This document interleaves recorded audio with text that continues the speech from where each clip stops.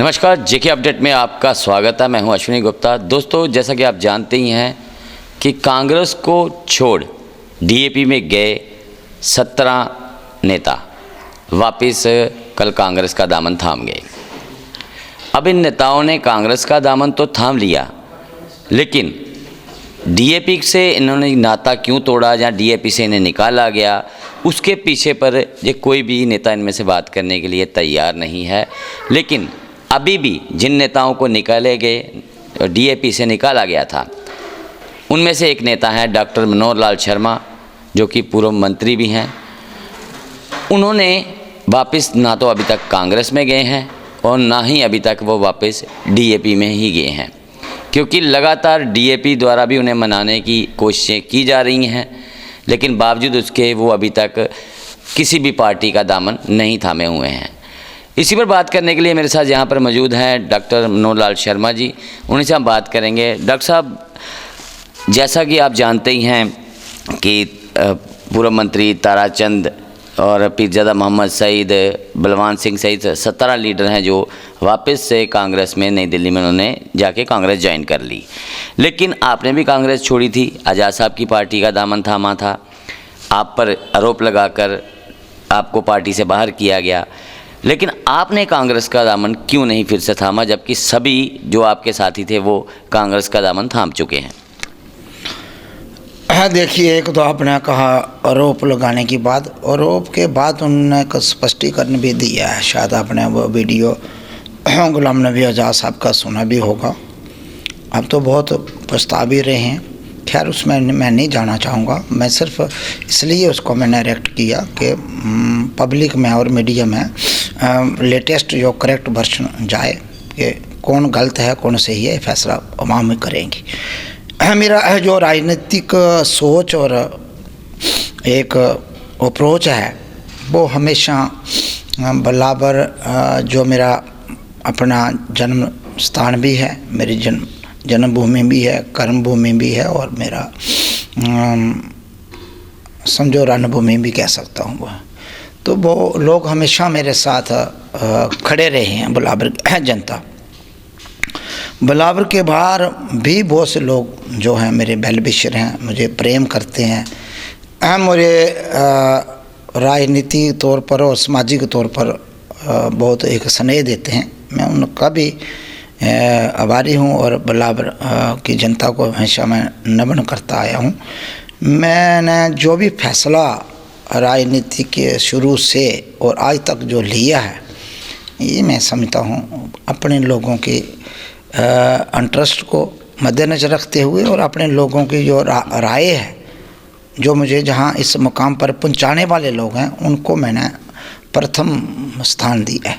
मैं किसी political party और किसी नेता को ज्वाइन करना या उसके साथ चलना या पीछे हटना, इसमें भी जो भी आज तक मैंने फैसले, महत्वपूर्ण फैसले लिए हैं राजनीति में, तो मैंने अपने लोगों की राय ली है। तो ये जो रिसेंटली एपिसोड बना डीएपी के आज़ाद साहब के फैसले के बाद, तो हालांकि उन्होंने अपनी बात को तरमीम भी किया, रेक्टिफाई किया, विशेष बातें को उन्होंने मेरे संदर्भ में कही, वो मीडिया में पढ़ी हैं, मैं उस पर ज़्यादा डिटेल में नहीं जाऊंगा। मगर मैं अपने लोगों को बुलाया हुआ, तो मैंने एक बड़ी विशाल सभा की है, लोग खुद आए, उनकी राय जानने का प्रयास किया। अपने जो वेल विशर हैं उनके बाद मेरी कंसल्टेशन का प्रोसेस कंटिन्यू चल रहा है और आज भी है। 9 तारीख को मेरी एक मीटिंग है, 10 तारीख को बलाबर में होगी, 8 को भी मैं एक ब्लॉग है मेरा पहाड़ी पास जा रहा हूँ, तो उनसे मेरी कंसल्टेशन प्रोसेस चल रहा है। जहाँ तक आपने कहा कांग्रेस में जाना या दूसरी कैस राय है, कौन क्या कहता है, मैं शुरू से ही राजनीति मेरी विचारधारा और मेरी एक सेकुलर अप्रोच रही है। और ठीक है, कहीं ना कहीं कांग्रेस से मेरी बातें कुछ मेल खाती हैं, हालांकि कुछ बातों में मेरी अप्रोच अलग भी हो सकती है, मगर मैंने जो फैसला लिया या लूँगा वो मेरी बराबर के वहाँ। और मेरा मन जो है, आप बाद में पूछोगे, मेरा मन है बस स्वतंत्र ही रह के ही राजनीति बराबर के लोगों की सेवा करना। मेरा मन सिर्फ नहीं है वे विधायक बनो, एमएलए बनो, मिनिस्टर बनो, गवर्नमेंट, वो भी पावर में आना भी ज़रूरी है लोगों की मदद करने के लिए। मेरे लिए वो सेकेंडरी है, ज़्यादा मायने नहीं रखती। मैं अपने लोगों के जो इमोशंस हैं, लोगों की जो फीलिंग्स हैं, लोगों का जो विश्वास है, उस पर ही खड़ा रहना चाहता हूँ। मैं उनको ठेस नहीं पहुँचाना चाहता। जब मैं कांग्रेस में आया तब भी उन लोगों से मैंने अप्रूवल लिया। जब पहले बार विधानसभा चुनाव मैंने लड़े तभी लोगों ने मुझे बार बार कहा, कंपेल किया, तो मैं इलेक्शन में उतरा और लोगों ने मुझे कामयाब किया। उसके बाद जब कांग्रेस पार्टी ज्वाइन की तब भी उनसे मैंने अप्रूवल लिया। 2014 भी मैं जब इलेक्शन लड़ता हूँ, जब भी इलेक्शन जब कोई इम्पॉर्टेंट फैसला होता है, मैं अपने बेनिफिशियर वोटर सपोर्टर्स और कार्यकर्ताओं की कंसल्टेशन करता हूँ। और ये थ्रेडबेयर एक लोकतंत्र के जो असूल्स हैं, जो उसकी नाम होने चाहिए, उस पे मैं काम करता हूँ। मैंने ये नहीं है अब पार्टियों में डाउनफॉल इसलिए जा रहा है कि वो अपने कार्यकर्ता और लोगों की एस्पिरेशन को मद्देनजर नहीं करते। कंसल्टेशन डिस्कशन का प्रोसेस नहीं है, इसलिए लोग पार्टियों से दूर जा रहे हैं। और कांग्रेस को कहीं नुकसान हुआ, डीएपी ने कहीं नुकसान किया, तो यही था। हम उनको भी ये कहते थे कि एक चंद लीडरों को ऊपर थोपो नहीं आप। अब सबको ये डेमोक्रेटिक बेस है, सबकी राय सुनो, डिसीजन फिर लो। किसी की राय को आप नज़रअंदाज करोगे, आइसोलेट होगे, तो आप भी आइसोलेट होते जाओगे, आपको नुकसान उठाना पड़ेगा। आज आपके विधानसभा क्षेत्र जो बात की जाए बिलावर, जहाँ की आपने बात की, मेरी जन्मभूमि, कर्मभूमि और रणभूमि आपने कहा है, तो वहाँ पर आज पीएम में हमारे जो राज्य मंत्री हैं डॉक्टर जितेंद्र सिंह जी, वो आज आपके क्षेत्र का दौरा कर रहे हैं। तो कहीं ना कहीं आप एक लंबे समय से पावर से बाहर हैं, तो क्या बिलावर के लोगों को वो विकास मिल पाया जो वो चाहते थे? बहुत ही अच्छा आपने प्रश्न किया अश्विनी जी। मैं तो पहले उनको मुबारकबाद दूंगा कि आपको बड़ी देर के बाद बिलावर की याद आई। बिलावर की जनता ने आपको बड़ा मान सम्मान दिया है। लगभग 2014 में 80% के करीब बिलावर के लोगों ने वोट आपको डाला। 2019 में शायद 85 और 90% के करीब वोट आपको डाला। आप तो धन्यवाद करने में नहीं आए। 9 साल के 8.5 साल से ऊपर समय हो गया, आपको फुर्सत नहीं लगी बिलावर आने की। आज आप आए हो, मैं मुबारकबाद देता हूँ। और मैं आशा करता हूँ कि बिलावर की जो चुनौतियाँ हैं, जिन चीज़ों पे हम और आपकी पार्टी जो कहती रही वे करेंगे, बिलावर को ज़िले का अनाउंसमेंट आप करें, बिलावर को मिले, बसोली का भी ज़िला मिले, दोनों को मिलना चाहिए। मेरा बिलावर मेरा प्रथम है, जहाँ सबसे सेंट्रल प्लेस है, और तहसील ब्लॉक एक जस्टिफाइड एरिया है। उसके साथ बिलावर के जो इरिगेशन के कोई गवर्नमेंट ऑफ इंडिया की एक स्कीम है AIBP, उसको 30 के करीब प्रोजेक्ट हैं लिफ्ट इरिगेशन के, जो 2014 के बाद जीरो फंडिंग हुई है उनकी। कोई 90% कम्प्लीट हैं, कोई 100% कम्प्लीट हैं, कोई 60% कम्प्लीट हैं। इस गवर्नमेंट ने, भाजपा की गवर्नमेंट ने वो प्रोजेक्ट रोके हैं। वो उन एरियाज़ के किसानों की मदद कर सकते थे जहाँ फर्टाइल सॉइल है, बिलावर की बड़ी ही फर्टाइल भूमि है, वहाँ फसल उगाने में लोगों को, जहाँ बारिश कम होती है कभी कभी, तो उनको इरिगेशन मिलती और समय पे वो फसलें उगाते और उनकी और मदद हो जाती, किसान मालो माल हो सकते थे। वो प्रोजेक्ट क्यों रोके हैं, इसमें उनसे मैं स्पष्टीकरण करना चाहूँगा। क्या कारण रहे, क्यों प्रोजेक्ट रोके, क्यों नहीं उन प्रोजेक्टों की बैलेंस अमाउंट जो फंडिंग है वो जारी नहीं हुई, उनके काम क्यों रोके गए। बहुत से और प्रोजेक्ट हैं। एक बेरल विलेज है, जो हमारे स्वर्गीय MLA रहे हैं ध्यान सिंह जी, ठाकुर ध्यान सिंह जी, वो इस दुनिया से अब चले गए हैं। नायत ही श्री वो नेक आदमी थे। मैं बड़ा उनका आदर मान सम्मान करता रहा और आज भी करता हूँ। उसमें मैंने एक विलेज जो चारों तरफ नाले से घिरा हुआ था, बरसात से काट रहता है 3-4 महीने, पूरे स्टेट से, पूरे बिलावर से, उसमें मैंने ब्रिज शुरू किया था। उस ब्रिज में पूरी सेंक्शन है, टेंडर हुआ, अलॉटमेंट हुई, 60% काम कंप्लीट हो गया था और उन्होंने रोका। 6.5 करोड़ के करीब पैसा अभी पड़ा हुआ है, उसका काम रोक दिया उन्होंने। क्या वजह है, उस विलेज को, लोगों को अपने वंचित रखा और उनको आप टार्चर कर रहे हो। उसके बाद एक नर्सिंग स्कूल था, एजाज साहब जब केंद्रीय मंत्री थे हेल्थ में, उनसे मैंने बिलावर के लिए डिमांड की, उन्होंने दिया, 5 करोड़ भी दिया था, बिल्डिंग बन गई है। आज तक नर्सिंग क्लासेस नहीं स्टार्ट हुई है। बिलावर हॉस्पिटल है 23 करोड़ का अपग्रेडेशन, 35 बेड से 100 बेड करना था। 2 इंस्टॉलमेंटें आई थी, काम उसका शुरू करवाया था हमने, अभी तक वो कंप्लीट नहीं हुआ। बड़ी बुरी हालत है उस हॉस्पिटल की। इस तरीके से एक गुड़ा कल्याण तहसील 2013 में हुई थी, नाम क्रिएट हुई, सैंक्शन हुई, और एक लोहाई मलार में और एक डुगन में। आज तक तीनों तहसीलों को आपने फंक्शन नहीं कराया। तहसीलदार लगाने थे, वो नहीं लगे। ऐसे बेशुमार हाई सेकेंडरी हाई स्कूल थे जो आपने अभी तक उनकी क्लासेस शुरू नहीं की। ऐसे ही कटली का एक डिग्री कॉलेज अनाउंस किया, गवर्नर साहब खुद करते हैं, सत्यपाल मलिक जी। और रामकोड़ा का कॉलेज मेरे समय में अप्रूव हुआ था, उसकी आज तक बिल्डिंग का काम शुरू नहीं हुआ। तो ये सारे प्रोजेक्ट रुके हुए हैं। केंद्रीय विद्यालय का भी ग्राउंड में कहीं नहीं दिख रहा। हमारे टाइम में अप्रूव हुआ था बिलावर का, हमने सिंगेट में रखा था डिंग सिंह, आपने कहा हम रामकोट में ले जाएंगे, फिर बाद में कहा बिलावर को देंगे। अभी ना रामकोट में दिखा ना बिलावर में। तो बिलावर की डेवलपमेंट में 8 साल से आपने दुरुस्त कहा, पेस को रोका गया है। मेजर प्रोजेक्ट सारे ना हेल्ड अप किए गए हैं, सारे स्टॉप किए गए, और आम लोगों की ज़िंदगी जो है माल एक काम किया, बेरोजगारी दी है अपने।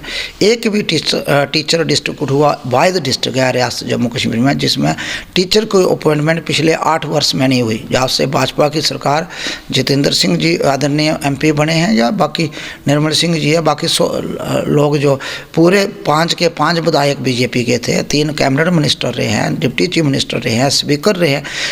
वाहिद ही डिस्ट्रिक्ट हुआ ऐसा है जिसके अपना टीचर की कोई लिस्ट नहीं, एडवर्टाइजमेंट नहीं हुई है। एम्प्लॉयमेंट में सबसे कम रहा, SPO लगाए, सबसे कम कठुआ में अपने लगाए। बीजेपी तो कहती है कि लगातार जो हम सबका साथ सबका विकास के तहत हम बहुत ज़्यादा विकास करवा रहे हैं, हर क्षेत्र दूर दराज के क्षेत्रों में भी विकास पहुंच रहा है। तो फिर जिस प्रकार से आप आरोप लगा रहे हैं बीजेपी पर, जहां भाजपा नेताओं पर भी उन्होंने पिछले 8 वर्ष में बिलावर में कुछ नहीं किया, आपके द्वारा शुरू की गई परियोजनाओं को रोक दिया, उनकी फंडिंग रोक दी गई, क्या कारण था बिलावर के लोगों के लिए जो परियोजना शुरू हुई थी उन्हें रोकने की वजह क्या थी, क्या कारण? वही प्रश्न मैं आपके चैनल के माध्यम से बीजेपी से मैं स्पष्टीकरण चाहूँगा। आदरणीय जितेंद्र सिंह जी जो ऑनरेबल मिनिस्टर हैं PMO में, उनसे मैं चाहूँगा कि क्या कारण रहे यार ये प्रोजेक्ट आपने जकदम गवर्नमेंट बदलने के बाद आपने रोक दिए, और उसका नुकसान लिफ्ट इरिगेशन डुडवाड़ा है, क्यों रोकी है? लिफ्ट इरिगेशन पलन दरालता है, लिफ्ट इरिगेशन द्रमणी है जो 100% कंप्लीट हुई है, लिफ्ट इरिगेशन रजवालता है, लिफ्ट इरिगेशन बडोटा है। तो ऐसे ही बहुत से प्रोजेक्ट हैं। चेक डैम आपके सेरेमोनी और इसके नाज और बीनी नाला पर है 23 करोड़ का। चेक डैम आपका लाखड़ी में। डॉक्टर साहब, आप भी लोगों की अगर ये परियोजनाएं रोकी गई जो आपके कार्यकाल के समय की शुरू की गई थी, तो आप भी लोगों के साथ सड़क पर उतर सकते थे, आप सरकार को जगा सकते थे, सवाल पूछ सकते थे, आपने क्यों इसमें देरी की? आपने देरी कब? आप तो कितनी बार मेरे से इस पर इंटरव्यू कर, ये कम से कम नहीं करते, 4-5 बार तो आपने मेरे से इस पर चर्चा की है 8 वर्ष में। और को पेपर उठा के देखें 2008 से, हमारे 2014 से उठा के देखे मैंने नंबर ऑफ टाइम इसका प्रोग्राम। अब हम लाठी नहीं मारेंगे किसी को, गोली तो नहीं मार सकते, जो ना हमारी गांधीयन सोच है ये प्रभाव, या ना कहीं आगजनी कर सकते। हमने सब डिवीज़न बिलावर से लेके मेमोरेंडम दे के धरने मजारे जुलूस, डिस्ट्रिक्ट हेडक्वार्टर में धरने मजारे जुलूस, DC ऑफिस के अंदर भी भाजपा सरकार के पुतले तक हमने जलाया। और इस सरकार को और शर्म ही नहीं है, तो इन्होंने ये शर्म बेच के खाई है। तो मैं भी कहता हूँ ना कि अगर हमें लोकतंत्र के अंदर आवाज़ उठाना काम है, जहाँ संघर्ष कोई हम एक पॉलिटिकल पार्टी से ताल्लुक़ रखते हैं, एक अपोनेंट रिप्रेजेंटेटिव हैं, लोगों की आवाज़ बुलंद कर सकते हैं ना। इसमें तो हम किसको कमरे के अंदर बंद नहीं कर सकते, मार थोड़ी सकते हैं। अपने लोकतंत्र के अंदर यही है, शख्सी दौर में होता था, एक राजा दूसरे राजा को अपनी फौज लेके तो उसको मारता था, कब्जा करता था। बहुत नहीं है, लोकतंत्र के अंदर आवाज़ बुलंद करनी है। और प्रेस मीडिया आप हैं, आप कवर करते हैं।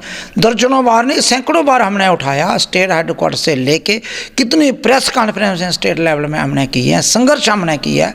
शाबाश उन लोगों को कहता हूँ, हर संघर्ष में मेरे साथ, मैं नहीं कहता वो 10-20 लोग होते हैं, सैकड़ों में होते हैं, हज़ारों में होते हैं। एडिशन DC बिलावर में आकर बैठे हैं तो हमने 3000 के करीब जुलूस निकाला था। उसी दिन रात को ऑर्डर हुआ कि अब इस सरकार को अगर डॉक्टर साहब इतनी परियोजनाएं बिलावर में रोकी गई थी तो उसका इफ़ेक्ट जो है वो बीजेपी को नज़र आना चाहिए था। पीछे अगर हम बात करें BDC DDC इलेक्शन हुए, वहाँ भी कोई इतना बड़ा वोट शेयर जो है बीजेपी का लॉस होता हुआ दिखाई नहीं दिया। तो अब जैसे आने वाले समय में पंचायत चुनाव होने जा रहे हैं, फिर विधानसभा चुनाव भी होंगे, तो आप क्या समझते हैं कि अब इन चुनावों में भाजपा को झटका लगेगा या नहीं? 2 चीज़ें मैं कहता हूँ, ये आप कैसे कह सकते हैं नुकसान नहीं हुआ। जो पिछले म्यूनसिपलिटी इलेक्शन हुई बिलावर में, हमने 6 अगना म्यूनसिपलिटी की 13 अगना मेंबर थे, जिसमें 6 लोग हमारे जीते हैं और 6 उनको जीते हैं। एक को हमने इंडिपेंडेंट खड़ा किया था, जिसको बाद में इन्होंने विन ओवर कर लिया। तो हमारे इक्वल था, 27 वोट्स का डिफरेंस था हमारा और उनका।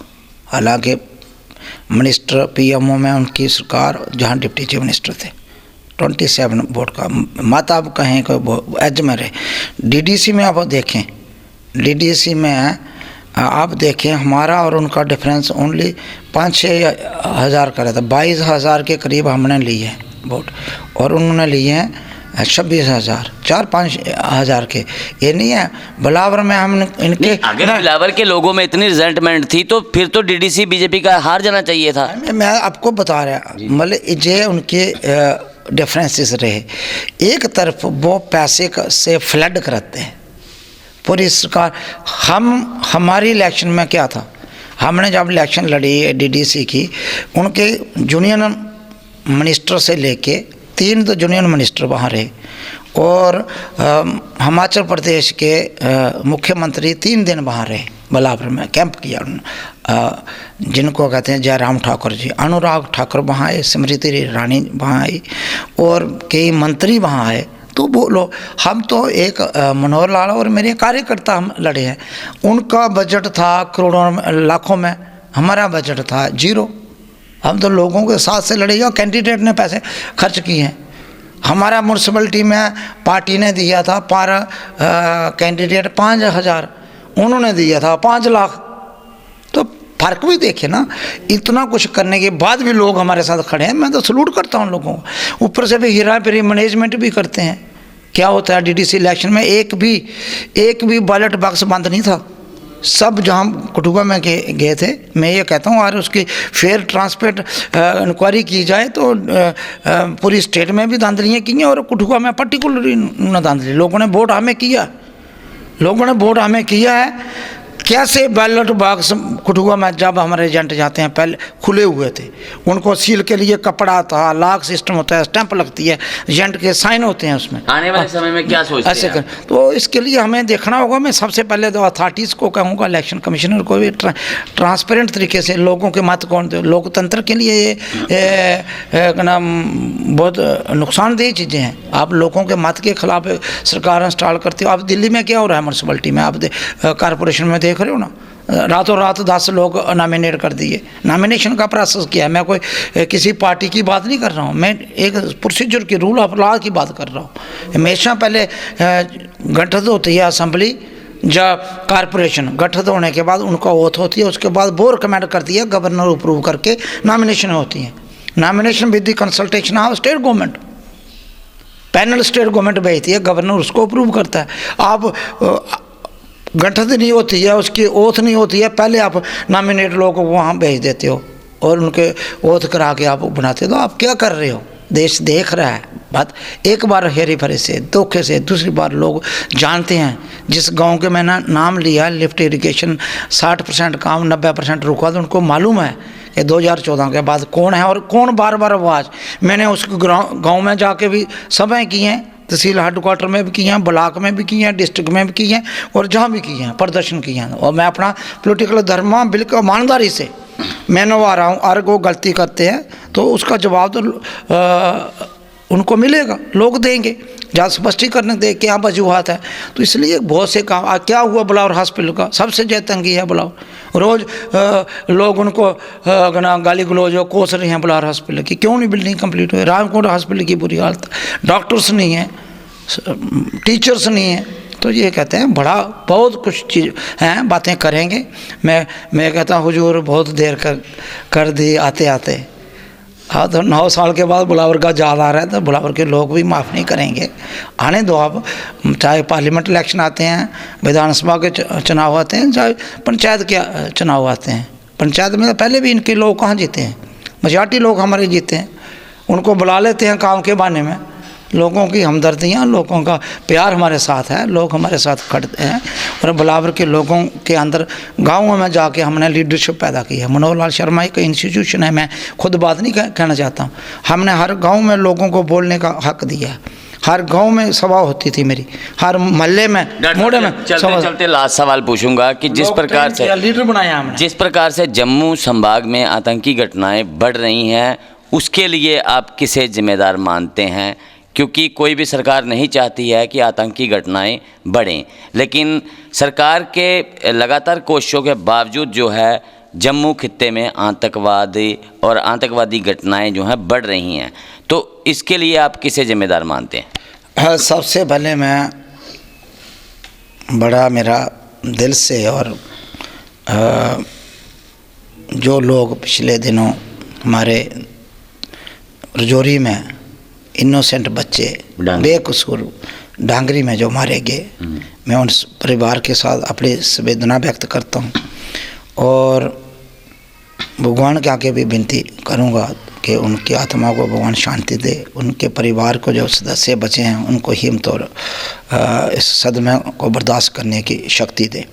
मगर बड़ा दुख, बड़ा अफसोस से कहना पड़ता है, ये सरकार अपनी पिठ थापने में पार्लियामेंट से लेके नुक्कड़ सभा तक, देश के होम मिनिस्टर से लेके देश की रूलिंग पार्टी का आम कार्यकर्ता कहता है कि जम्मू कश्मीर में हमने अमन लाया। ये कहते हैं कि हमने 370 इसलिए तोड़ा था, हमने ड्यूटी इसलिए बनाई, डायरेक्ट कंट्रोल करके जम्मू कश्मीर की मिलिटेंसी को हम टैकल करेंगे। आज टारगेट किलिंग हो रही है, पर्टिकुलर कम्युनिटी के लोगों को, एम्प्लॉइज़ को, कश्मीर में कश्मीरी पंडित को टारगेट किया जाता है।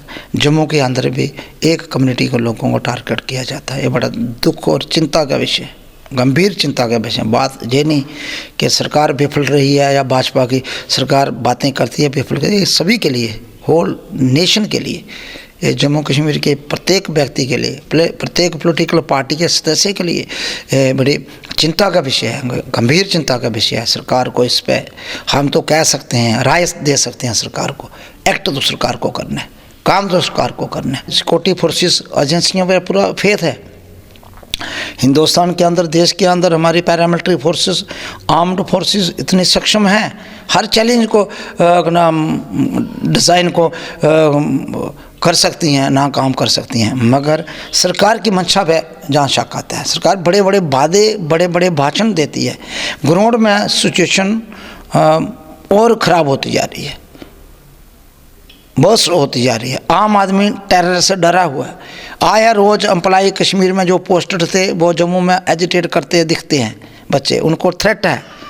टीचर को स्कूल में आके नाम लेके और मारा जाता है। सरकार की सिक्योरिटी एजेंसी को और सरकार का फेलियर है। कश्मीर में जो 89 के हालात की तरफ हम बढ़ रहे हैं, कहीं ना कहीं टेरर बढ़ रहा है, इस पे काम करना होगा। मैं ये कहूँगा इस सरकार को भगवान सद्बुद्धि दे, बातों से बात नहीं करे। इनके अंदर कितनी कंट्राडिक्शन है। जम्मू कश्मीर के डीजीपी कहते हैं मिलिटेंसी ख़त्म कर दी है, साफ कर दिया, और आर्मी के जो जनरल हैं वो कहते हैं 300 मिलिटेंट बॉर्डर में आया है। कौन सी बात को हम सच माने? सरकार का ही क्लियर स्टैंड होना चाहिए, ट्रांसपेरेंट स्टैंड होना चाहिए। आर्मी के चीफ और ये बात कहते हैं वो सच है या डीजीपी कहते हैं सच है? और जो जम्मू में अटैक सिद्धड़ा में हुआ और जो रजौरी में हुआ, इनोसेंट बच्चे मारे गए, उनका क्या कसूर था? मैं निंदा करता हूँ मारने वालों जो जिन्होंने इस इंसिडेंट को अंजाम दिया, चाहे वो बारूनी ताकतें हैं या अंदरूनी हैं, उनको तो भी थोड़ी बहुत शर्म आनी चाहिए। इतना बर्बरता हो रही है, बच्चे कलाते और उस परिवार के साथ, उनका क्या कसूर है?